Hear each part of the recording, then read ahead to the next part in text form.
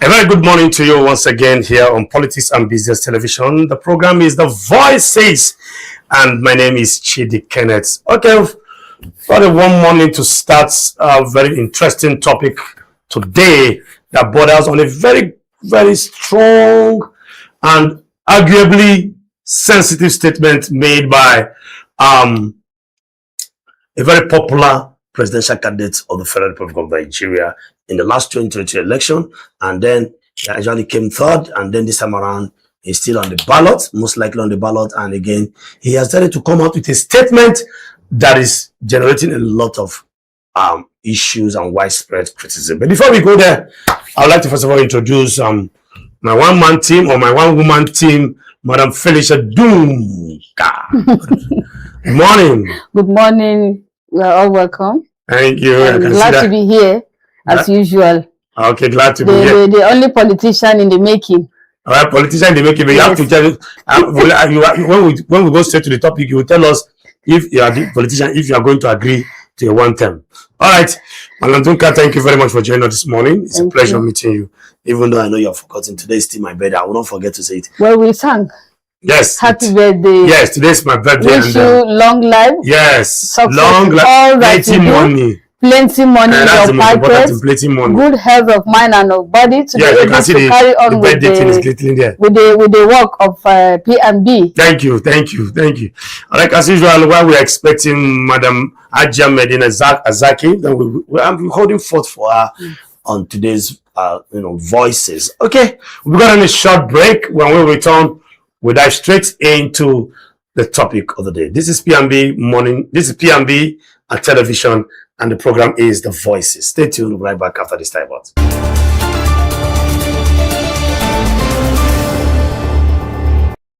Welcome back to The Voices on Politics and Business Television. My name is Chidi Kenneth, and I did promise you that the topic today is very, very interesting. It's a topic that has attracted so much concerns, across board. And I still have with me in the studio Felicia Dunka, the would-be upcoming politician. Felicia Dunka, are you sure you are ready for politics? The way you even say it makes me to laugh. You understand? I'm sure. Is it because I'm gentle? Who told you are gentle? This is gentility. My people will say that when the chips are down, you know whether the cripple can run. Okay. All right. Mandeka, with few months down the line, a presidential candidate known as Peter Obi, popularly called the Obedient Movement, who is also vying for the position of the president under the platform of the NDC. He came out a few weeks ago rather, to state clearly that he is not going to run for the second term, even at gunpoint. That he's only going to do one term. Before I continue, some critics have come to say, is it true? Can he be trusted in a volatile nation, in a very polarized country like Nigeria, in a country where we don't have patient citizens? Most presidential candidates, after 4 years, the citizens are shouting, go home. The 4 years seems not to be enough to fix this country, looking at the cumbersome nature of the problem in Nigeria. Now, a man has come out to say that one time it's okay for me to do what I need to do and get out of the office. What do you have to say about that?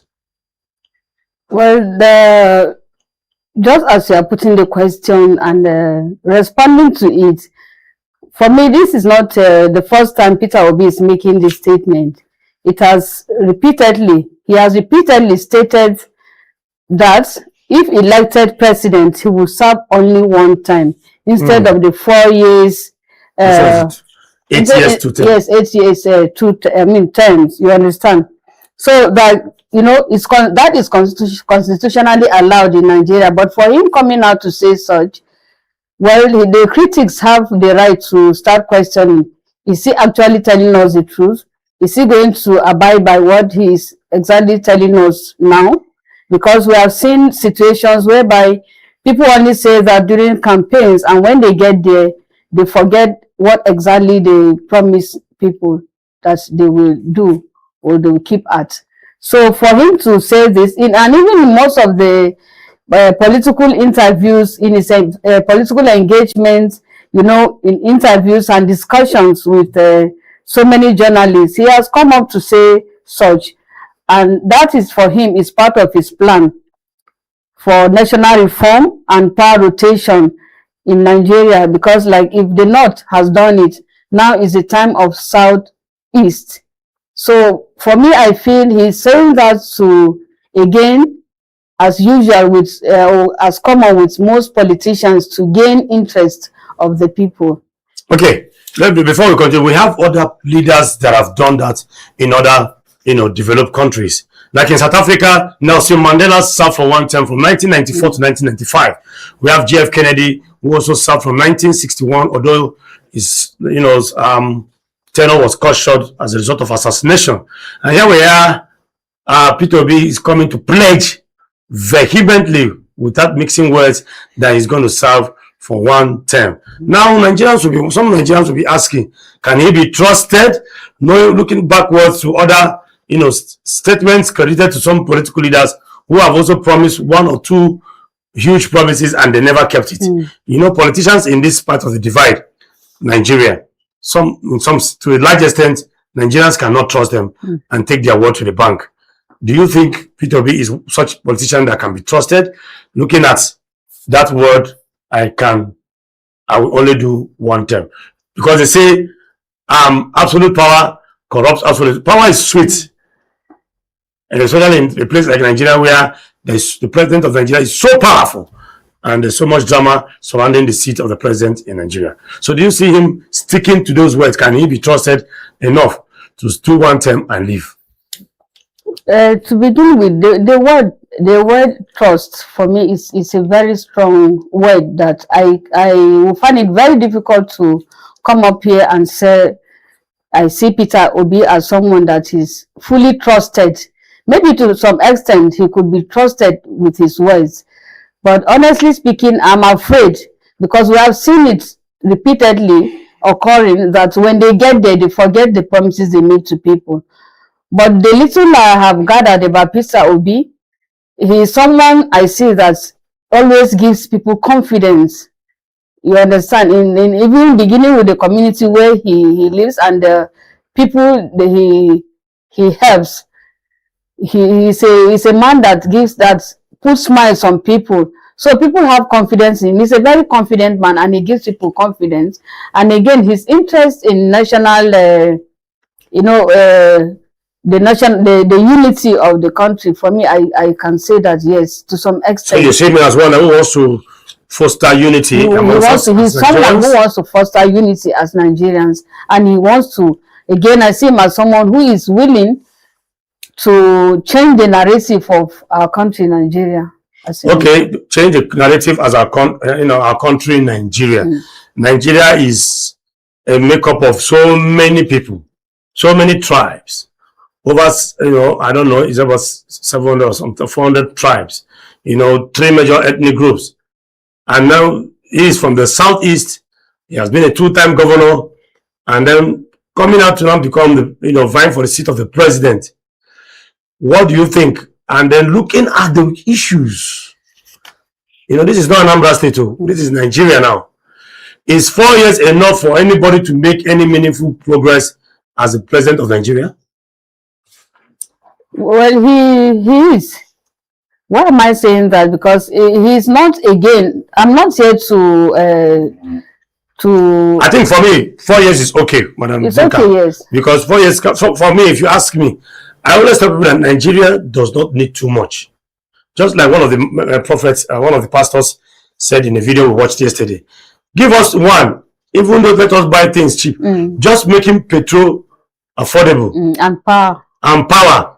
Then security. Give us security. No. Just give us one out of those 4 years. Nigerians will be thankful to you. But I know the fear of most Nigerians. If he gets there and performs, the citizens can start calling for a second term. And decide, regardless of his agreement, can start saying no. In as much as yes, he agreed to serve for only one term, we have decided that he should continue looking at his scorecard. And I think, we have this political nature in our country where people will come to your house, just like you are doing to Jonathan now. Say, I beg Jonathan, we have just realized that we made a mistake removing you while you were in power. Can you please come back and finish up the second full term? But again, you must understand that the zoning arrangement is also there. So whether he serves a full term or not, there is a zoning arrangement which is more or less unconstitutional, but a gentlemanly agreement where power is now in the turn of the South to hold on power, and after that it return back to the North. So what's your take based on this analysis that I've given? Like as you rightly put it, even in the case of Jonathan, that people are went to his house to ask you, okay, yes, you have seen that we are sorry, we made mistake by removing you from power while you were on seats. You understand? For me, the 4 years is very okay for him to have come out to be saying this now, because whatever one can offer within the first 4 years, you have offered all what you have to. Remember, you are bound to make mistakes. One is bound to make mistakes. So for me, I feel the 4 years is very okay for him, and that's why he's coming up to say that. And like again, like if it happens that he becomes our president, then even when people come to him, for me, I feel he should openly tell them that, okay, I only promise you 4 years, and that's the much I can do. So look for another person, elect another leader. So what he's doing now is the best by coming out to say that the 4 years, the first time it's okay for him. So you are invariably saying that he can be trusted, his word can be taken to the bank, that yes, he can do 4 years and he will make meaningful impact in just 4 years. Is that what you're saying? Of course, that's what I'm saying exactly. At least let's give him let's trust him with his words and see what he can perform. Let's trust him. We'll be going on a short break, and when we return, we'll take the discussion further to the next level. This is the Voices here on PMB Morning, on PMB Television. Stay tuned. We'll be right back after this time out.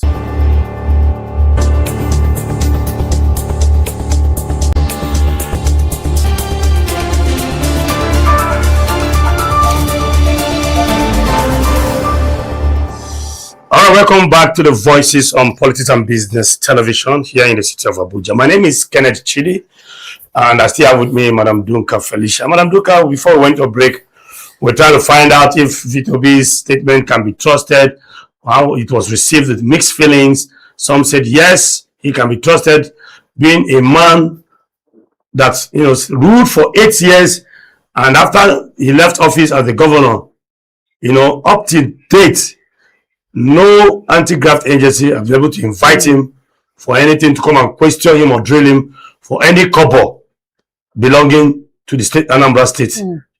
That is a plus, don't you think so? Yes, it is. It's a plus for him, because that's the aspect I'm looking at. As I earlier mentioned, that from the track record of his in the East, which from the little I gathered, nothing was heard of, unlike some politicians that EFCC will go after them and all that. Because the man is just, in the East, he's just good. He's down to earth.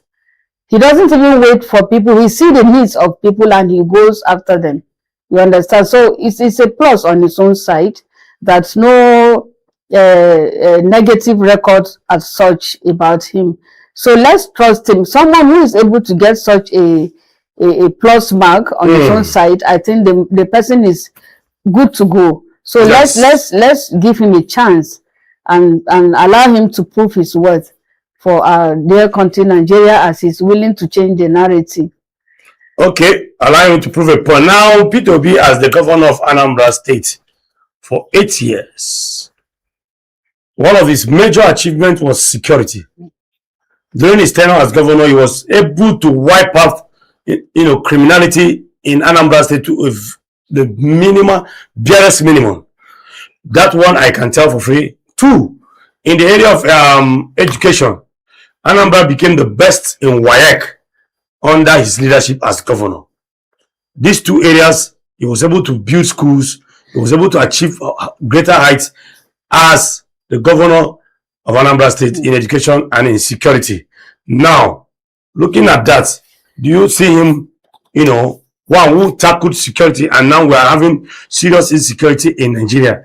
A matter that has lasted for an issue that has lasted for almost 14 years or thereabout in Nigeria, during the days of Jonathan down to this period, even from Obasanjo's time, down to this period, and you see P2B, be able to do something in the area of security in Nigeria within 4 years of first tenure.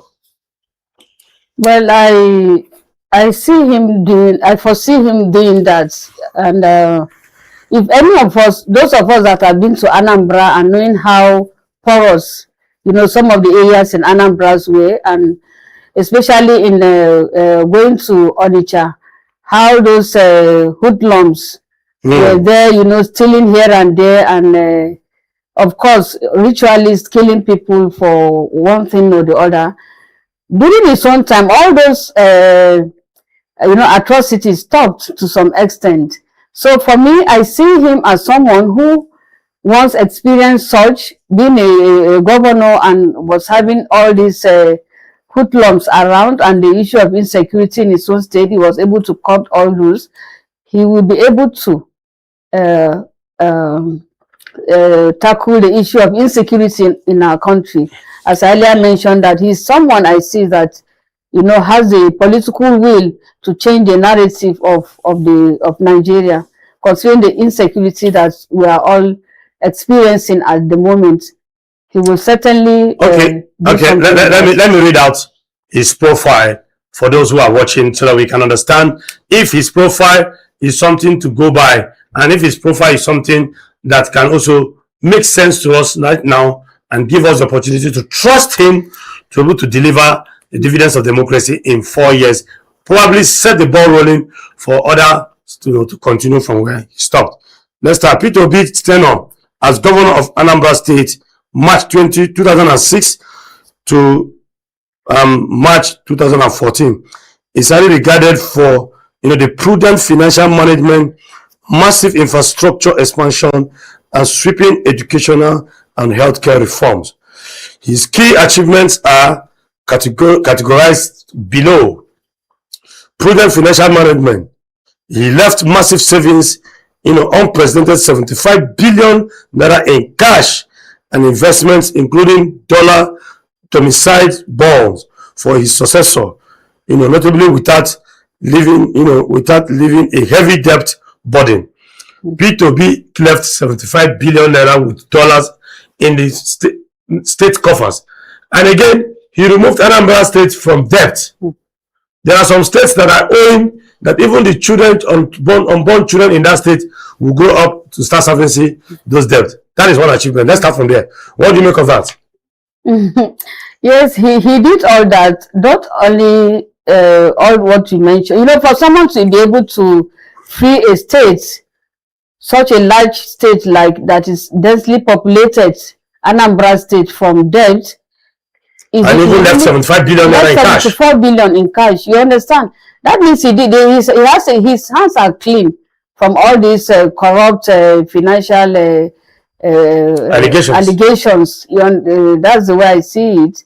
And from even if he left that, whatever he had from his own purse, he was able to extend. As I say, I see him as a humanitarian figure, political figure, because as I sit here, I'm one of those that even benefited from Peter Obi. Because as a minister of God, then he not only gave to the priests and the reverend sisters around the east, but those of us from the north that went to study in the east, he extended to us all. Our hospital bills were paid off by him. Though I'm not here to campaign for him, but like that's just the plain truth about a man who is a political humanitarian figure. So he has a very clean record that people speak well of him when it comes to reaching out to people, not waiting for people to get to him, but he goes to them. For me, I see that as a very good person. Gifts from he's gifted with that. Although okay, one of the achievements again, we have the ICT equipment.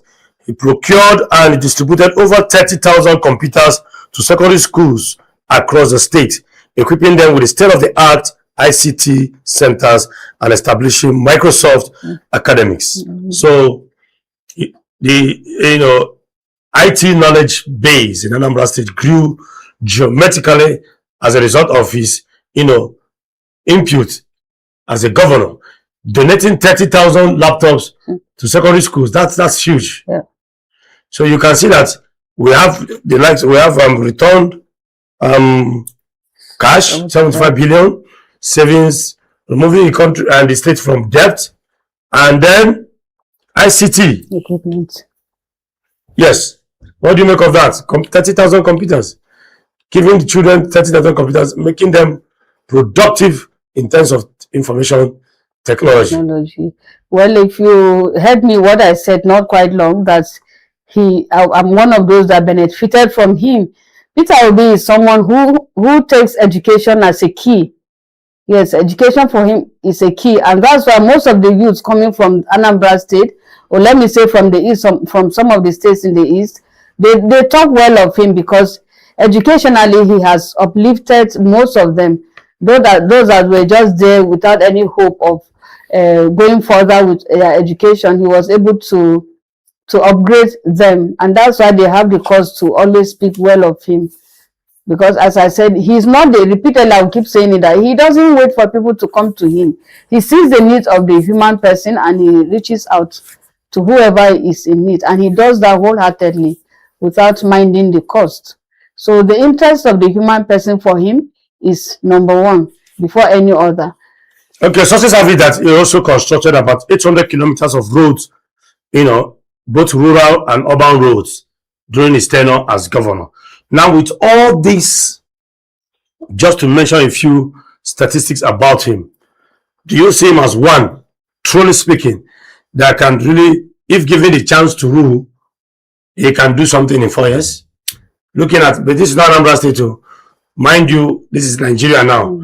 But looking at his profile, he did well as a governor in Anambra State. But can he translate that into, to the national architecture of Nigeria? If he was able to achieve all this in his own state, as we always say, yes, charity begins at home.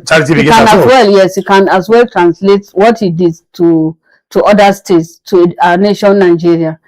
Because people have seen, not that they have heard, we have all seen and have read some of the achievements of his in Anambra State. So, of course, he'll be able to do those in Nigeria and change the whole system. Okay, and change the whole system. Okay, now one more last thing. Now, changing the system, will the system allow him? Well, it depends on the cabinet. We saw a president in this country that came and said, I'm for nobody and I'm for everybody. Unfortunately for him, the system did not allow him to really be there for nobody and for everybody. His government, he was adjudged to be one of the government that accommodated a lot of alleged corrupt practices in Nigeria, of which some of their cabinet members, some of his cabinet members today are being arrested and detained by the anti-graft agencies, trying to squeeze out from them what they can grab and bring back to the national purse and then move the country forward. So what do you see? Will the system allow him? It depends on how he goes into the system. If the Peter Obi that we know of is still the same Peter Obi that is going into all this political presidential campaign and all that, I think he should just move into with the kind of person we have known him to be. Because they say, the way you lie your bed, so the way you make your bed, so you lie on it. So it depends on him. If he goes in with all these kind of good characters of his, achievements of his that we have read and we have seen so far, then all will be okay with him. And that will not make him, let him just remain focused. Because if he loses his focus, that's when problem begins. People begin to question some of these promises that he's making to us. So let him, the cabinet will not be the ones to dictate to him. If he's focused, well, of course, they are there to advise him on one or two things, but he should just remain focused and keep to his words. Because people are watching, people are listening to all what he's saying. He said even at gunpoint, he will not accept. Meaning, gunpoint is more or less pressure. But for me, I think he's a human being. In as much as I commend him for his laudable performance as governor, but he's a human being. And sometimes we've seen politicians coming out to say, I'm not the one that want to come out the second term. It is the people that is saying I should come out. Are we likely going to see a situation where the people will come out and say, Peter Obi, carry go, continue, and start mounting pressure on him? Just like we have heard, that is another question that we have already answered before, because it's common within our polity to see that happen. However, he has taken it strongly and he's still maintaining it up till now that he's not going to exceed 4 terms. So I want to thank you, Madam Alicia, because from your opinion, from what your explanation so far, you have made us understand that he is reliable, he is doable. After other presidents, some developers did it, and that there's not a big deal there. But some might also argue with you that America is not Nigeria. Is that not so? Yeah, it is.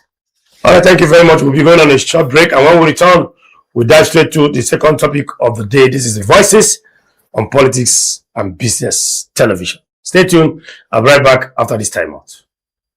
Welcome back to the Voices here on Politics and Business Television. My name is Kenneth Chidi, or you can better still call me Chidi Kenneth. It's still the same. And I still have with me in the studio, Madam Felicia Dunka. Welcome once again. Thank you for welcoming me, and good to be here again for the second topic. Okay, good to be here for the second topic. I know this second topic is one topic that sounds a little bit more controversial, in the sense that a lot of people may be wondering, what are these people saying? What is this about adoption? This adoption thing. Is there anything we need to learn? Is there anything new? Why are they considering it to be a dangerous thing? I thought adoption is to help, to raise kids, and for those who are unable to give birth to children, they can adopt children and they still become, fathers and mothers in their rights. But now, why are we coming out to be a little bit controversial on something that has gained prominence, something that has been in existence as long as we can remember? Why adoption, adopting children is dangerous? Madam Felicia, why is it considered dangerous before I shoot? Go on. Well, for me, it's been considered dangerous because the adoption process, the whole system of adoption now has changed. Unlike before, that people could just, maybe if in a family there's a woman who has never given birth, they are seeing her and they feel it for her, yes, that why should she be alone? After all, she's meant to have a child. From that family, a child could be selected and given freely to that woman, but without any due process. But now this whole system has changed, that people have to go to welfare, and legally registration has to be taking place, and some amount of money given and all that before. There's a process now, unlike before. So for me, I feel the process has changed the whole thing, that it's making it look as if somehow dangerous. And again, the aspect of the children themselves, like some of these orphans that are being adopted, some of them have gone through, now we're in a system whereby insecurity is hitting hard on all of us, that people, when they don't even know where the orphans are coming from, you just go into maybe an orphanage, for example, and start the process of adopting a child. And if you do that, you don't even care to know the background of the child. Where is that child coming from? It could be that from the family of the child, maybe the child was traumatized. Like most of them, some years back, I was in Maiduguri, we went to bring some children to Abuja here. Some of them, in fact, one of them, his mother and his dad were shot dead right before the child of 4 years. We traveled with that child. In the vehicle, you could see how they were, they squeezed themselves together. They were afraid of the unknown. Even though we gave them some protection, but that was not enough, because they felt they were traumatized already. So when someone picks a child from that stage with that kind of experience of trauma, what happens to the person when the person brings the child to the home? Of course, we are not going to have it easy.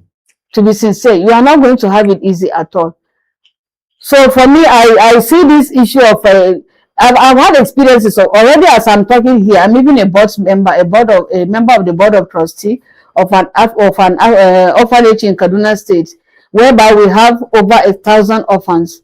And right now, my classmate started it when she was in secondary school. While we're in secondary school, she's late now. But you know, the government of Kaduna State has come into the orphanage because it's one of the largest orphanages in Kaduna State. So, but I have over 1,000 children. Yes, over 1,000. When she died leaving 175 children. Wow. When she died, yes. Thank God I was able to attend the funeral. Being a Muslim, she was a Muslim, so I attended the funeral. On getting there, they had buried. But you could see the orphans. As at then, she had even married a man, giving out 45 of them in marriage, both boys and girls. 45? Yes, 45. Married? Yes. And you know, to tell you that, for me, adopting children is not inherently dangerous, because many adoptions in some homes have become successful, and many families have been well established, having a good relationship because of some of these orphanages.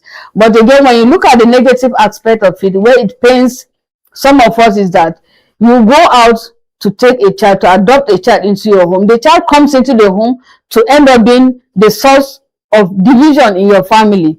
You know, some of them that, as I say, you don't even know the background. Some of them, maybe they were accused of one being a witchcraft or wizards from their different places. A witch and a wizard. Yes, joining a witch and a wizard in a home. You understand? So what do you get again? You get a combination of witches and wizards having a community in your home, like what my uncle in Niger State is experiencing right now. He brought in a child from another state altogether, who that is not even our child, not even a blood relation, you understand? And now she has caused confusion in the home, that he has to just decide to take her back home. But for me, taking her back home is not even the solution, because getting another person who doesn't know the background may end up going there to pick that child again. So that's where it becomes dangerous. And again, if you even take a child illegally, as I mentioned, if you don't follow the due process, you may be termed as a scam, you know, kidnapper, because that's another way that people go into adopting children without following the due process, and they traffic them outside the country, or even making them to be house boys and girls that are maltreated in different homes. These children, by the time they grow up, you are the victim of an attack to them, as a situation of a man that adopted a child. The child, when he grew up, he had to ask him, he started asking him, where's my daddy? Let me know who my parents are. Because mistakenly, you know, the language we speak, there's power in the tongue. They were always talking, abusing that child, telling him that you don't know where your father is, you don't know where your mother is, we picked you up from an orphanage, you understand? So all of a sudden, when the child grew up, that stick into his mind, and he started asking them, he wanted the gun and showed it to the man, to his face. You must tell me today who my father is, who my mother is, or else I finish you up here. So all these ones are the dangerous aspects of, you know, adoption of children. They are so numerous. Honestly, they are so numerous. Okay, let me take it up from where you just... Thank you very much, Madam Felicia Duncan. It's interesting to know that adoption, or as it were, adopting a child, is alien to African. It is not something that we Africans are known for in time past. It is, and you know, something that was introduced to us from the Western world, and as such, it is a way of trying to, you know, have a child, even when for those who don't want to have a child, or those who cannot have a child. You can as well go to the orphanage homes and pick up a child, adopt a child, and the child becomes your own. However, it has its own good side, but it also has its own, you know, negative side. Now I'm going to dive into the dangerous aspect of, adoption, using different stories and my own personal experience, you know, around my end. Now, like I said earlier on, adoption is not something that we are, you know, used to. in Africa.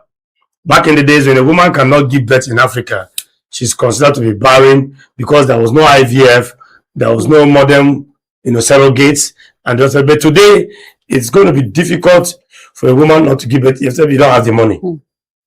We have surrogate moms, we have IVF, we have all kinds of platforms, that opportunities created to enable a woman to become a mother.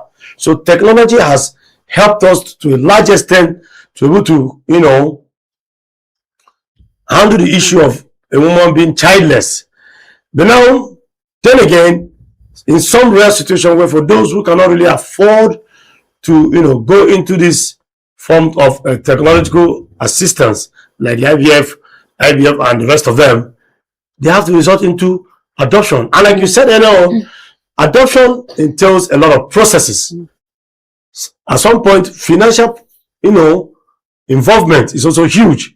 But then again, we need to look at the consequences, like in the area of the blood. One thing people must understand, if they give it or take, the blood of that child is not the same with the blood of those adopting that child. The human blood in itself is peculiar, just like the thumbprint. And that's why we have genotypes, we have the blood group, and all that. Do you understand where I'm going? Now, in my family, we have had a situation where my mom's family, where my younger brother, happened to be a celibate, and he adopted a child. And along the line, the child grew up, and today that child is a thorn in the flesh. That child is a problem, because the blood I gave to him, well, we don't really know. We've seen, but however, I'm not discrediting the fact that, I'm not discrediting the fact that you could be lucky as well. Because a child is expected to be trained by the holy books. He said, train up a child in a particular way the child should go. And when he's old, he will not depart from it. So there's a particular way a child should go. But before we continue, I would like us to just go on a short break, because we need to also have one or two discussants to join us to also throw more light on this issue. We'll be going on a short break, and when we return, we continue with this same topic of why adopting children is dangerous. Stay with us. This is The Voices on Politics and Business Television. We'll be back after this time out.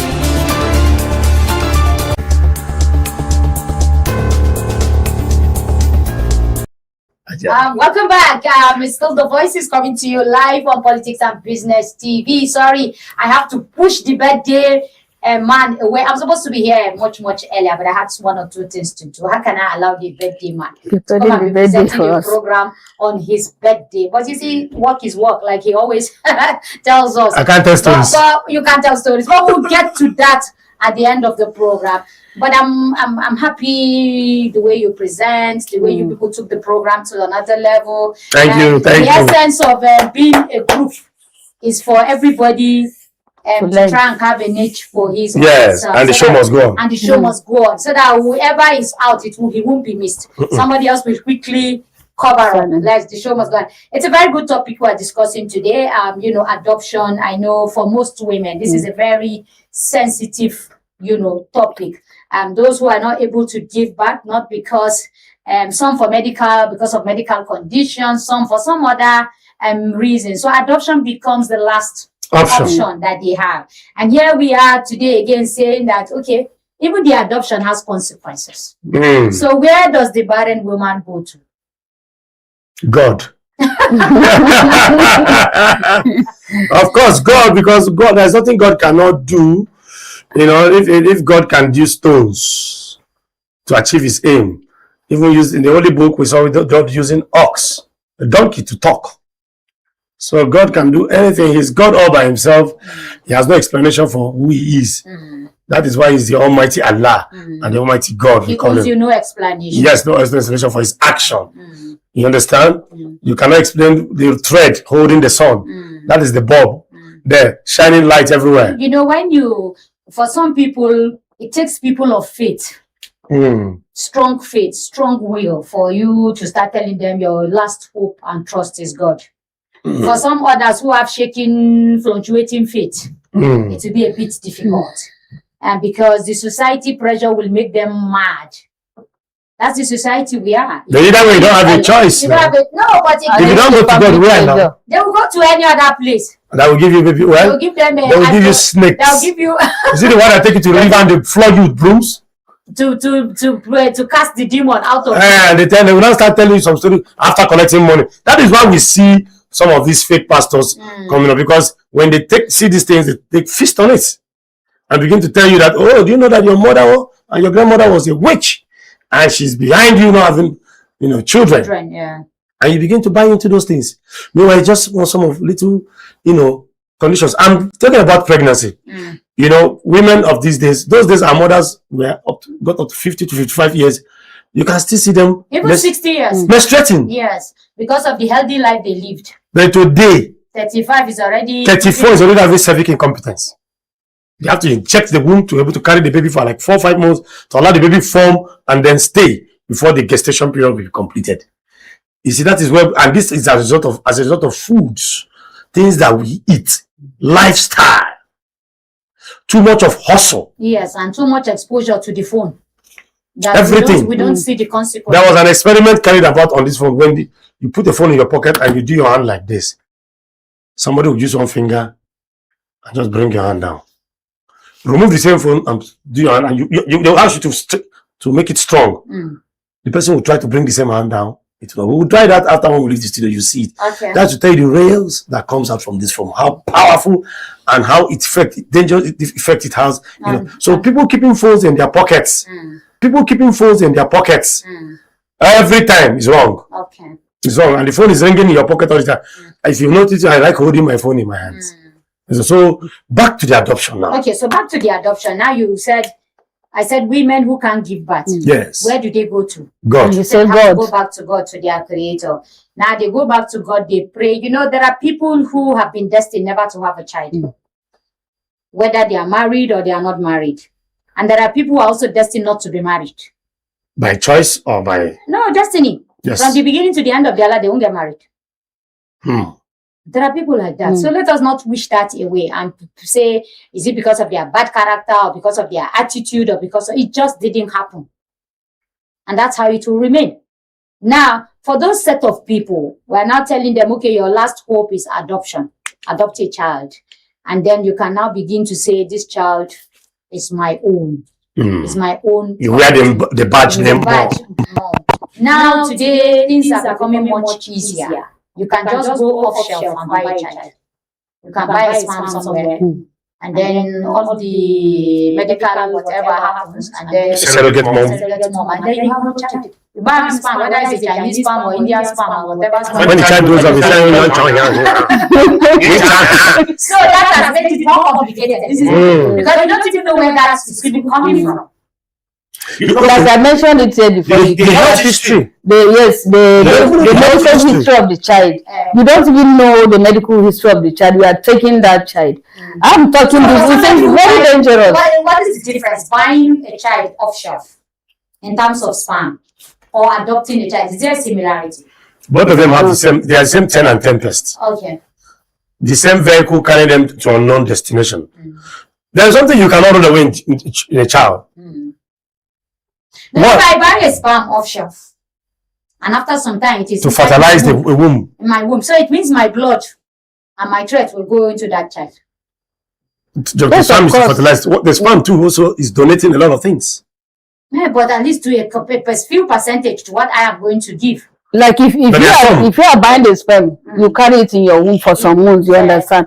It's normal. That motherly how will I put it?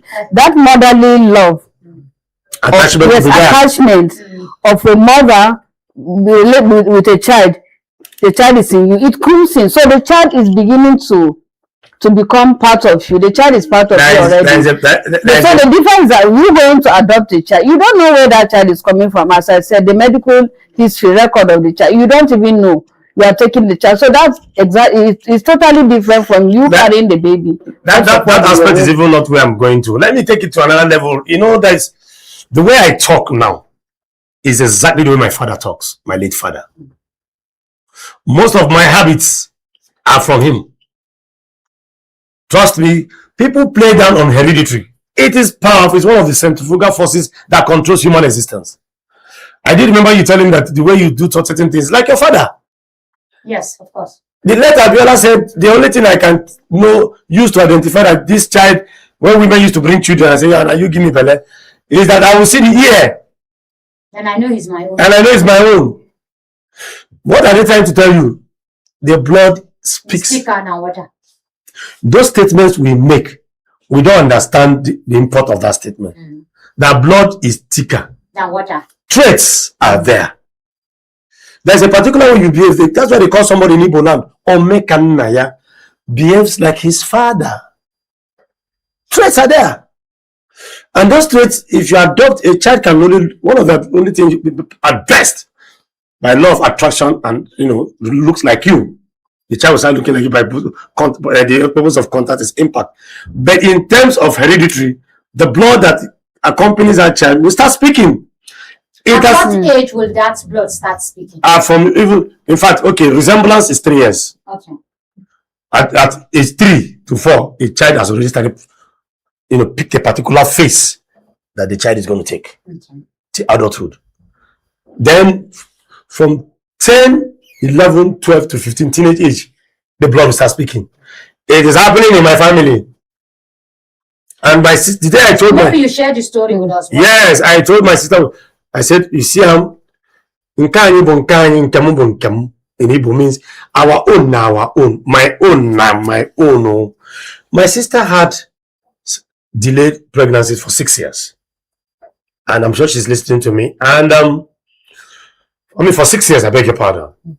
At some point, she was having cervical confidence. The child will enter, the child will go out after 3 months. And somehow, she was crying, having issues. And that's when I know that even for a woman to be pregnant, the child needs peaceful environment. Children does not come where there's crisis. Oh. Yes, they don't. And where there's stress. Why? I want to speak to any woman that is looking for a child. If you are the bitter type, you can't get pregnant. Bitter. Yes, bitter. You are always bitter. Bitter, always very aggressive. Yes, you can't. And you don't have a child, it's going to be difficult for you. Okay. Check children. Children know those who like them. I'm a children teacher in church. Once I entered, sometimes I will fall and I almost lost my life 1 year like that when I wore the mascot. And children, Uncle Ken, I came into a church and children shouted. The pastor had to send ushers to come and look why. They were coming to meet me because I love kids. Children know who love them. Trust me. When you see them crying, children know. So back to the issue. My sister suffered it, and after a while, she was crying, and I told her, I said, okay, do you know what? Every time you are always paying attention to the problem your husband is giving you. Because of course the man was acting Under up. pressure too. He was acting up. Okay. The man was acting. At some point, men cannot tolerate it. Some men cannot. They'll start giving you all kinds of funny attitude. It takes very few men to. That's why some women, when eventually they give birth to a child, they forever remain grateful to that man for being there for them throughout that challenge. I'm telling you, it's not easy in Africa. So, and I went to Aba. Of course, I wanted to pick up one of my cousin's son so that she can stay, because a child can attract a child. That's another strategy. So, when a child is around her, you call a child. And this fetish belief in a place, there's a particular play. When you see a child playing that play, I would love to dramatize it for people to see it. Okay. The child is calling for another child. Okay. What kind of play is that? By the time a child put the head under under her leg. Okay. It's an invitation for a second child. Yes. A sign. Yes. I need So to you see a mother That's why the beat you say you are not serious. I just finish giving Yes. another one again. Yes. It happened to me, and it happened. That's why one of my child is 1 year older than the other one. She was doing it and I took it. I didn't believe in it. The next day I said, Chum. And another one came. Immediately, 1 year gap. 1 year. So now back to the story. And the boy came. His name is my namesake. Before she left, my mother said, don't go. Don't pick a child from that family. We said, Mommy, what's this? James, we're 21st century. We are Christians. My mother said their blood is bad. Oh. Don't go enter trouble. Don't go enter trouble. They are known for so and so and so. We jettison the whole thing in the name of Christianity, in the name of we are born again Christian. What are you saying? Blah blah blah blah blah. Hello, today that boy is a turn of the flesh to my sister. How old is he? He's in University of Abuja on 100 level. What do you mean by turn in the flesh? His character is totally different from my sister. Have 2 biological sons now. Okay. 2 now. Because after a while, God now blessed her. She took in and she gave birth. David is going to be 10 and 9, 10 next year. And then the one I call Warrior, Chicos and the rest of that. Okay. But the boy is something else. Steals. Does all kinds of, I just want to name it. Anything bad? Bad. Polo. Steals money. So bad. Well, I mean, real stealing, you know. Now my sister will be crying every day, going to school to go and beg, bringing disgrace. And somebody will send the boy to me. I will flog him. I will discipline him. He came to my house one day and spent 3 days, and the meat in the soup finished. At least you almost stopped at the meat. Now my mother's family. He didn't go and defy your The only son in my mother's family decided that he was not going to get married because he was an extremist, religious extremist, and decided he wanted to be celibate. And they begged him and said, I beg you, you are the only face of the family, only surviving son. Those the remaining ones died during the war, so he survived. His name is Uncle Ejiofor. He refused. So they had to go and bring a wife for him. And the wife came with pregnancy. And gave birth. And gave birth to the boy. And they said, hey, adopt the boy. That boy grew up, sold the house. With the father inside. And the money went into his head. The father is dead now. Okay. And sold the house, the money went into his head. He has no respect for anybody. My mother looked at him and said, I regretted being that. So why am I telling all these stories? The blood of the child born, in as much as yes, it is not. Like I said, it's alien to us. Adoption is not an African thing. It is not. It's a Western thing. Yes. It's in not. Africa, you take your brother's children or your sister's children. Yes. Or from among they give from you among, one. they give you one. You go and tell them, give you one. We don't go outside the family blood. Yes, but we have an adoption. Yes. Maybe our own system is different. Because No, it is limited to the family blood. Okay, so it's a way that created orphanage homes. Yes. That's why we have Do you know orphanage in your village? Unwanted pregnancy everywhere. Yes. So girls can decide to give birth and then drop a child by the door or by the river. Somebody will go and pick the child. You don't know the source because, like I round up by saying, hereditary is something you should not play with.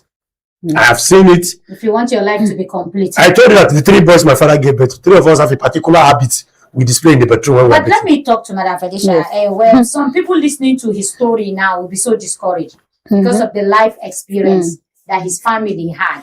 But in some other people, it turned out well. Yes, it's 50-50. Maybe we don't have people who what is the percentage has done well too. You know, you understand. That's what I'm saying. Should women be discouraged when they hear Mr. Ken, giving his own life experiences of what happened? Should they be discouraged?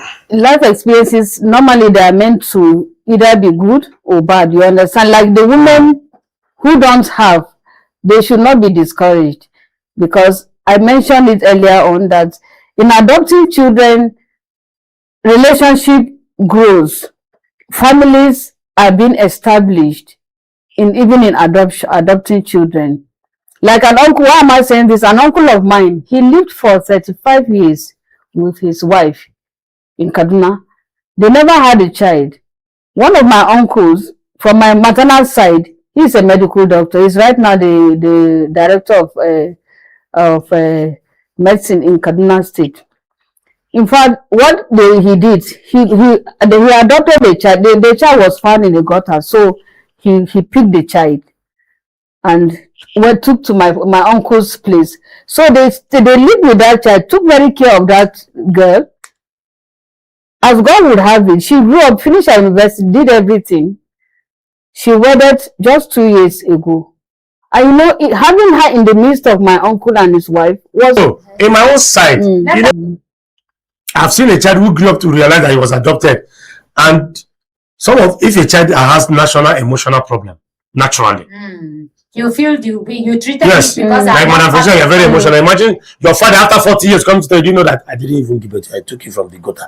Wallahi, if you're not strong, you go psycho. You go psycho. Now let me come in there. I understood what you were saying from your own side. I am a living witness of that. It happened to me. My younger sister, last born. I'm out to say because at times when I remember, I shed tears. Her daughter that she gave birth to out of wedlock.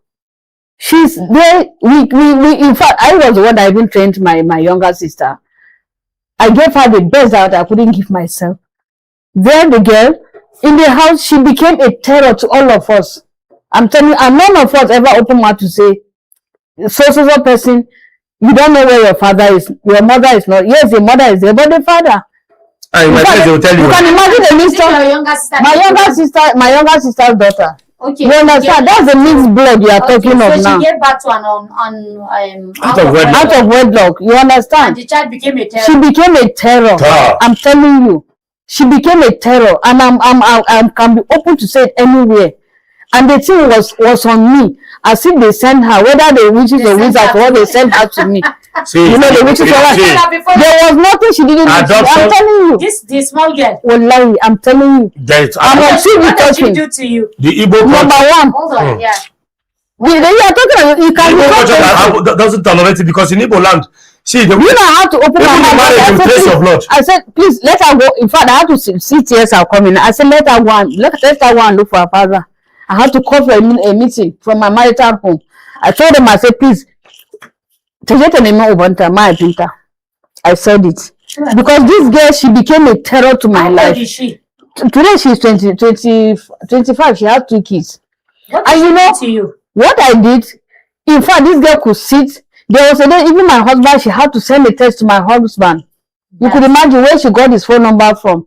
Oh, this is your stupid wife. You understand? Somebody a mother figure that she no longer has a mother. I'm the one. On the day of her mother's birth, I was the one that held her and took her. Okay, the mother died. She's late.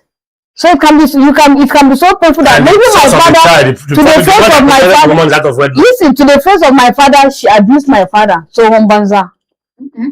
My mother couldn't talk to her.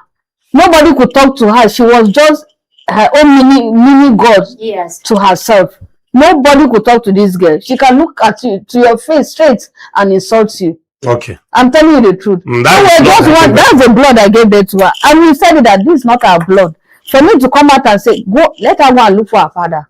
There was a time she started threatening me that she saw her father. I said, please go to him. It tells me, I said, go to him. I'm tired. When I was in Lagos, I would send her clothes with a DHL straight to Kaduna. They will go and locate her and give her. All what I did, I was investing in this girl, knowing that I was causing more harm to myself. So I'm telling you, I have a daughter that I will call my own, since I was not having. Okay, it can be so painful that we don't get the audience too emotionally involved. Nobody's a life story. It's a life story. Some women are even going through the same. In my place, I told you yesterday, there's a proverb in my place that for you to train somebody's child, it's better to train your dog. In my place, they tell you for you to train. So your people are more or less Europeans. Yeah, they are Europeans. To train somebody, train your dog because your dog will be more loyal to you. And that brings me to those wise saying, because for people to look at her, she's crying, thinking of what that girl has done to her. You can imagine. Because she allowed it. I mean, someone like me. No, I think you can't help it. No, you're emotional. Don't worry. Let me tell you, Senja. One day from office, just last 2 weeks, I was going home. I got to Masalachi Junction, and there was a call. I just picked my phone, and I say yes. You know, you are my mommy now. I just took quiet. I said, what did you say? You know, you are my mother now. So whatever you say is the final. I was wondering why telling me. She was on admission from the hospital that she called me. She needed you to pay hospital bill. She called me. I said, yes, I heard. She's in her marital home now. She's not getting it easy. And for me, I'm not saying that, yes, Nemesis is catching up with her, but to be sincere to some extent, the pain she caused me. She will experience it because that is I'm telling you, yes, that's the word of karma following her. Yeah. The pain she caused me, even to my marital home. She's getting it now. Okay, Moto, let me even add to that. in as much as I'm not against adoption, because but God has been faithful to me to have given me 5 daughters, and most likely going to add more sons to me because I love children. I told somebody, whether you like it or not, the globalists have the way of sponsoring us giving birth to 2 children because they will tell you school fees. How did my father train 9 children? How did you train? Some of us, madam, this thing. Some of you see, this is the problem that we want to go and put ourselves listening to all kinds of things. Charge this one. We went to public schools because you are careful to give more birth to more children because must you live in Abuja? Must you live in the city? Must you live in the city? Can't you live in your village and enjoy your life? Must you do fake lives? Self-inflicted pressure. And then you now give birth to 2 children. And anything that happens to one of your son is sick. Your heart is because you have only one son. I have one daughter. And even the African culture said polygamy. So if your wife A can't give birth to children, wife B will give birth to children. If B doesn't give, a third one will come. And today, because it's just one wife, the pressure is everywhere. Somebody came and sold some idea to us. We are practicing the polygamy indirectly. My side chicken. My side chicken. Side chicken is a big business. You know, that's a package. On its own. Package polygamy. Package polygamy. That's merchandise. Merchandise. We're doing it. And we spend more money on that merchandise than in our homes. Because we will pay rent. Exactly. What about feeding? Wait, which is more expensive than bride price? You'll be buying human hair of millions of naira. What you can't buy for your wife? I know you will take it to another level. As somebody who grew up in Lagos, I came from a family that is polygamous. All my uncles, 4 wives, 3 wives. Even my father had a second wife. Wow. Unfortunately, she didn't give birth to a child until she left. So I came from a family of polygamy. My uncles have 36 children, 24. I think the lowest is 20. They have poly units. Everywhere. And I saw there is not, in fact, there's even competition in giving birth. You will see wife A will have 10, the other one will have 14. Some even have 16, one woman. That uncle, I need to be his friend. No, but there are many like that. And they had money. They had super money to train these children. And anytime they are traveling out of the country, because especially one of my uncles, the daughter will be here very soon. His destination is France every month. And he would pick one person each from the 4 homes. One person and go with them for holiday. So every month, people, they knew that 4 people will go. And they had fun. Even the ones that didn't have money had their own children. So this adopted culture of one man, one wife. And they take it to a level of 2 children. Yes. If you born boy, born girl, don't finish. And the same man who can give another girl, get another lady pregnant, another chick. Speak the pidgin, give him belly. Give him belly. And he will now be training that child for years. The woman in the house will never know. Now, let me let you know something. Yes. Some of the land tussles we see, even in history, can be linked to adoption. One reason why we from the Southeast are very careful of adoption is because of hereditary. We know we believe so much in hereditary in my place. Inheriting properties. Your father will die, even me. I already know the one that is my own. In fact, this morning I spoke to my sister. I said, where's my document? I hope you say no, it's intact. I said, okay, I will come and do change of name because my father's name is. He said, it will cost you the amount. We just finished discussing today. So it's in my mind, I know. Okay, so let's round it up in a minute because we have other things to do. This issue of adoption has caused a lot of tussle. You see a child that was adopted, like this, my sister's adopted son. When they wanted to do document in some certain things in their properties, my son wanted to put her name, and the man said no. The husband said no. I don't want him to grow and start fighting my biological sons over properties. So his name will not be there. Yes. Give him what you can give him on your own. Let him go. Okay, so the last, Madam Felicia, yes, you are so emotional. I understand what you went through. I can only tell you that don't take the anger on her anymore. No, me, I'll put the nearest transport to go home. No, what I'm saying Where will she go to? You can't, they say you can't throw the baby with the baby. Well, I will throw. Yes, and so because as a mother, you still manage it, but at the same time, you'll be firm. You are going to draw the line between responsibility and discipline. Because you didn't draw that line. That's why it got to you. If it were somebody like me, that line would have been drawn from. You didn't hear my own. I said I would throw the baby and the water. So, but because you are a mother and you are emotional, if me and Ken can throw the baby and the water, no. I will break the rubber. Life my one too. Nobody can stress me. No, you cannot come and keep me for myself. I was just too good. So, but you are a different human being. So, I'm going to tell you, manage it, but draw a line and make sure that you are firm and you will not go beyond that line so that she knows that she's a different person she's dealing with.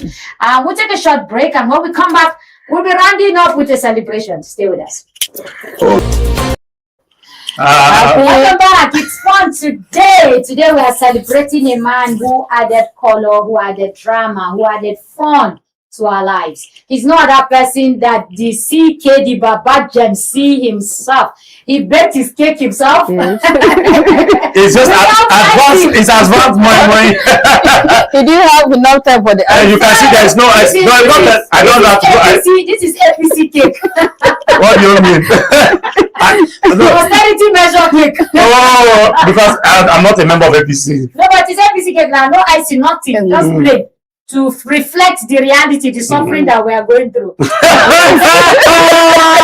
Exactly.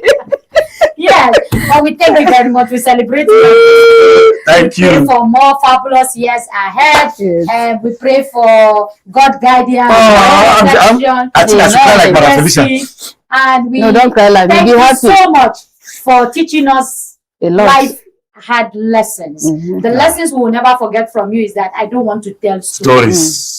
We don't want to tell stories to our children, to our family, to our friends, to anybody, even to the society. We will not tell stories. That word is a very strong word. Yes. And he also told us about comfort zone. Whatever you can do to survive, do it. Don't listen and don't look at anybody. And save yourself on the step. And also he said, for women, he said, learn to talk well to your husband. Don't push them out. That's the one I talk can kill a man more than hard work. Yes. Learn to talk to your husband. I learned that from him. Personally, as a staff of P&B, Mr. CK has taught me a lot, especially knowing how to talk before the screen, which when I came, I was afraid, but he gave me a boost. That today I can say yes. Is it the boost? You know, I have to find a boost. Is it not the one? My MD self.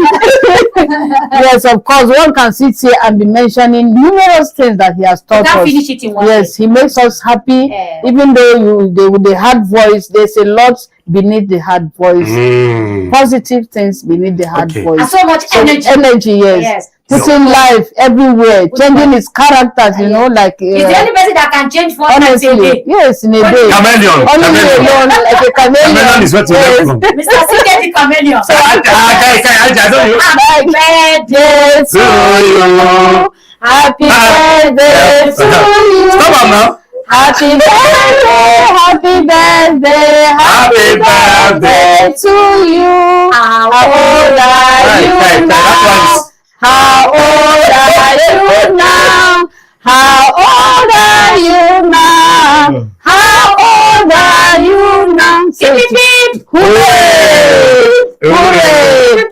Hooray! Like I cut down. Okay, now more. We'll eat it like all right, that. let me 1 minute. I want to say a big thank you to you, my boss, my MD, most flexible. One thing that attracted me to my MD is the fact that there was a day a lady walked in, and when my MD and myself were talking, I told guys, my MD said, "There's MD?" Just like, and so coming from where I'm coming from, the south, it's difficult for a woman to attain this height and be humble. One thing that no matter who you are, it is your simplicity that catches me. Every other thing doesn't matter to me. If you're not generous, you are not simple, you can't catch my kind. You can have any other quest like me. I'm not perfect. I'm a man full of a lot of imperfection. But one thing that keeps me going, and the kind of people I like to align myself like Madam Hajia Medina, is that your simplicity and that your ability to be, you are nice. When you have it, you are there. Even without being told, I can see it, I can perceive it. At first, I've had issues to, discuss with her several times, and I can see her heart. And that's the most important thing. And for you, the gentle, yes, the politician to be. I like it for one thing in the sense that you have that willingness to grow. And like I used to tell, it's not, I can marry a woman who is open for growth. No matter how bad she is, but once there's that opening for growth, then there's hope. But it's dangerous to marry a woman who has a formed mentality. A mentality that is caked like this cake. And I say, me, I want like this. I cannot. Because you keep mouthing it that change is constant and you are not changing. So change is constant. I don't used to be like this before, but over time, I look at myself and I discovered certain things. For example, there is no truth anywhere. This thing has held us bound in life. Yeah. When you keep people are scared of being said, "Oh, you lie." Okay, there is no truth anywhere in the world. So thank you very much. I want to thank God. I'm just marking this birthday because I saw a picture of my classmates and I found out that many of them have gone, and I'm among the lucky ones to be alive. But I said, no, I just have to mark it. I made this cake just last night, and I said, let's just share with a little drinks. Thank you very much, man, for the opportunity given to me to express myself on the voices. My former pastor saw me and they were, wow, this is a place I was not given the podium to talk. Some people who knew me in my former church never knew I was this gifted. It was, I will say it here, that voices gave me the platform for people to hear me. Today I work on it, so people are like, wow, are you this? It has been there, but no platform. I got tired because I've been cheated by so many people. This, I don't want to go into that story. When I came here, I thought it was not easy. I thought I was even